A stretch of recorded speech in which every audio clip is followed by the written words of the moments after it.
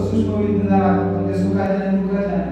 तो त्याच्या अनुषंगाने चित्ताची जी काही मूळता आहे, मूळता म्हणजे मूळ जिथं मूळ राहतं त्या अवस्थेमध्ये त्याची मूळता निघते, म्हणजे मोहाची भावना निघायला लागते. तर त्याचा आपल्याला काय करावं लागेल, अभ्यास करावा लागेल वेदनेच्या स्तरावर. म्हणून या 3 प्रकारच्या वेदना, या 3 वेदनेचा आपल्याला चांगल्या पद्धतीने अभ्यास करावा. मग वेदना किती प्रकारची आहेत? 5 प्रकारच्या. यात 3 आहे पण त्याच्यामध्ये 2 आपल्याला काय करावं, आधी टाकावं लागतं. व त्या आधी टाकायचे सोमनस आणि दोमनस. सोमनस म्हणजे मनाचं सुख, त्याला म्हटलं जाते सोमनस वेदना. आणि दोमनस मनाचं दुःख, मनाचंही दुःख राहतं. शरीरावर काय होत नाही, अंगलिंग दुखत नाही, खूपच दुखतं, हेच होतं, मन पकडून ठेवलेलं राहतं, सुखात तयार नाही, ते मनाचंही दुःख वेदनेचं. म्हणून हे 5 प्रकारच्या वेदना. पण आपल्याला या वेदनेच्या अनुषंगाने काय म्हटलं जातं, सामिष वेदना, सुखाची सामिष वेदना. सामिष म्हणजे काय, भोगायला लागला, सुखाला तुम्ही भोगायला लागला, आनंद खूप प्रसन्न आहे, आनंद आनंद व्यक्त करायला सुखाला, त्याला म्हटलं जाते सामिष. सुख आहे पण निरामिष. निरामिष म्हणजे भोगेला, अरे वा भोगेला, निरामिष आहे त्याच्यात, भोगता भाव नाही त्याच्यात, निरामिष. सुख आहे पण निरामिष आणि सामिष दोन्ही प्रकारचे भाव आहेत. वेदना सुखाचे, पण कधी कधी काय होतं की भोगतो माणूस, थोडं जायचं भोगायला लागतो सुखाला, मग त्याच्या वृत्ती काय करतो, निरामिष. हे दोन्ही भाव राहतात सुखाचे. दुःखाच्या वृत्ती तेच आहे. तो काय करतो, भोगतो, सामिष म्हणजे भोगणे, निरामिष म्हणजे थोडा आयुक्त राहणे. त्या दुःखाच्या प्रती ते सुद्धा आहे. दुःखात तो सामिष आहे, निरामिष आहे, दोन्ही आहे. मग त्याला औषध तुम्ही काय करायला, भोगायला, अरे मी काय करायला, त्याच्यापासून आयुक्त झालं पाहिजे. ते दोन्ही स्वभाव राहतात. एक दुसरी जी काही वेदना आहे आपण पाहतो, असुखता दुःख वेदना, त्यालाही म्हटले जातं काय, सुखाला सुख जे काही सामिष, त्याच्यामध्ये सामिष भाव निर्माण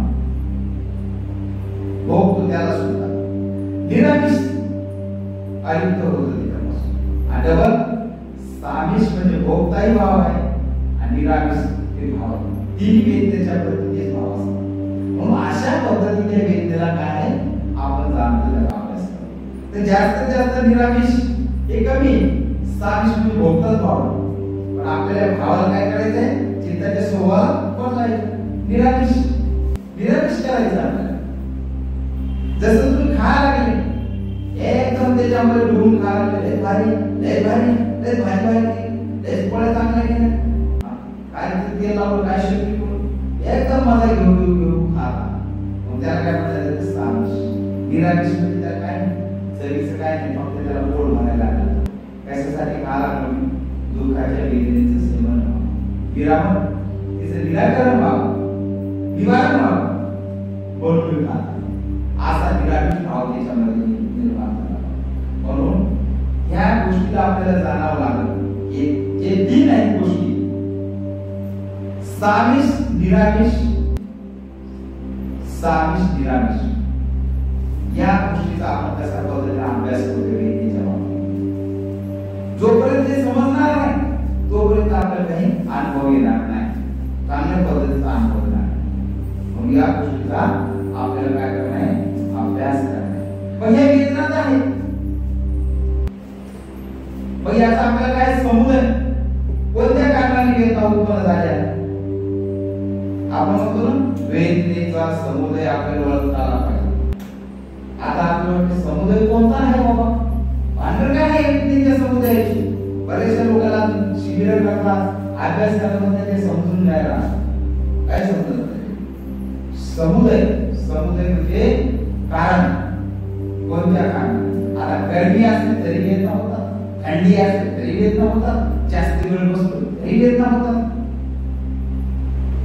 अधिक बसलो म्हणून वेदना होतो, त्याला ओळखायचं मी अधिक बसलो म्हणून वेदना, एकाच आसनावर बसलो म्हणून वेदना, थंडी म्हणून वेदना, गरमी म्हणून वेदना होतात, थंडी गरम आहे, शरीराचं टेम्परेचर वाढलं म्हणून याला जाणं, याचा समुद्र म्हणजे याच्या कारणाला कारण तर जाणलं, मग या वेदना कशा उत्पन्न झाल्या, उत्पन्न झालेल्या वेदनेला जाणायचं, आणि उदय उदय म्हणजे उत्पन्न होणे, वय म्हणजे नष्ट होणे, याच्या स्वभावाला ओळखायचं, त्याला म्हणतात जाते संपजान. संपजान म्हणजे याचा जोपर्यंत स्वभाव ओळखत नाही तोपर्यंत तुमची भावनात्मक प्रज्ञा जागृत नाही, म्हणजे सतीवरच तुम्ही काम कराल, सती म्हणजे जागृतीवरच तुम्ही काम करायला, हा स्वभाव तुम्हाला कळायला पाहिजे, कोणता उत्पन्न होणे आणि नष्ट होणे, तरच तुम्ही प्रज्ञेच्या क्षेत्रामध्ये पाय ठेवला. कोणती प्रज्ञा? भावनामय प्रज्ञा. भावना म्हणजे अनुभवाची प्रज्ञा, की उत्पन्न होत आहे नष्ट होत आहे, त्याला म्हटले जाते संपजान. आणि संपजान म्हणजे ही प्रज्ञा, आणि या अनुषंगाने तुझा अभ्यास करायचा, हे खऱ्या अर्थाने आपल्याला करायचंय. तुमचं संपजान किती वेळा टिकतं?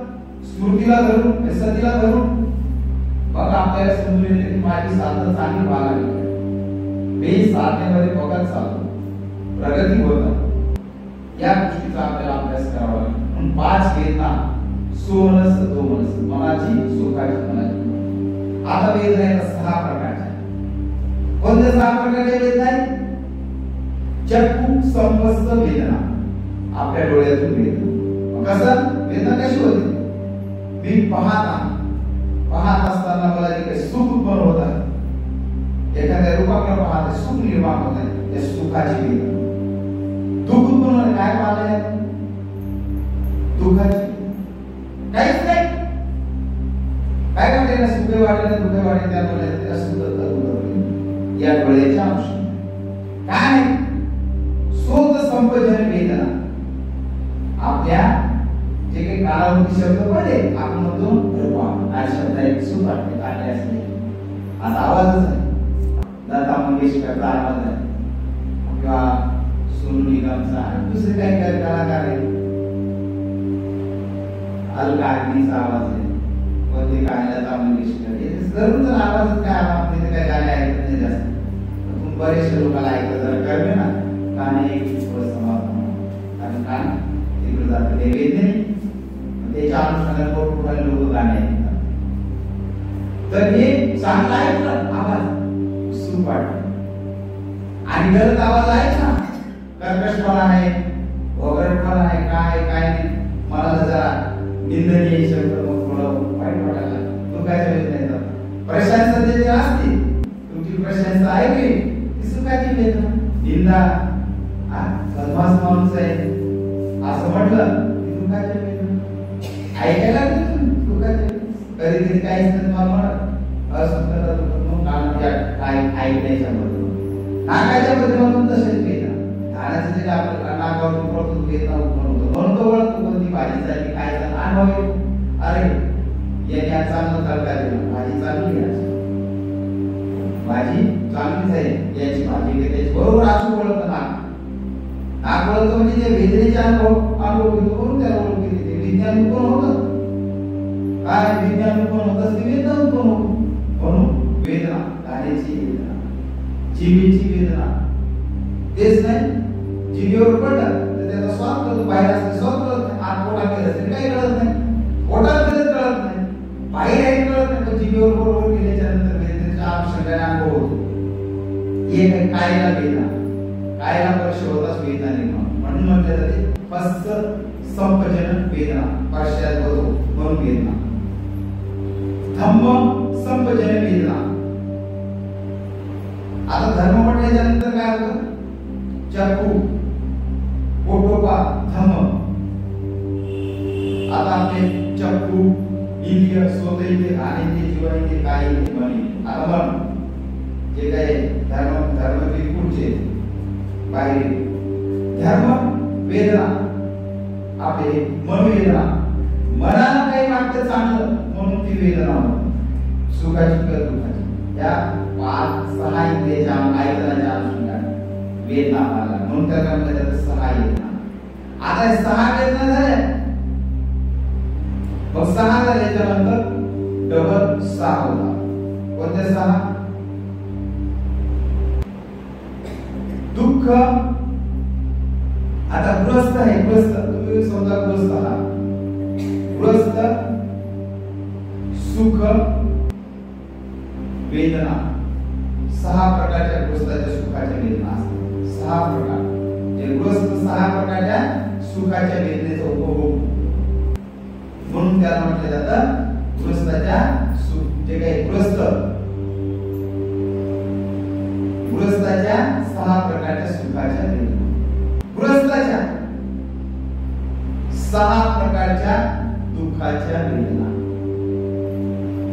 आलं काय ते? ग्रस्ताच्या 6 प्रकारच्या उपेक्षित वेदना. 6 साठी झाले 8. तशाच भिक्षूच्या किती आहे? जो भिक्षू असेल जो निष्कर्मण भावना करतो, निष्कर्मण भावना केल्यामुळे त्याला सुद्धा 6 प्रकारच्या वेदना. कोणत्या सुखाच्या? एक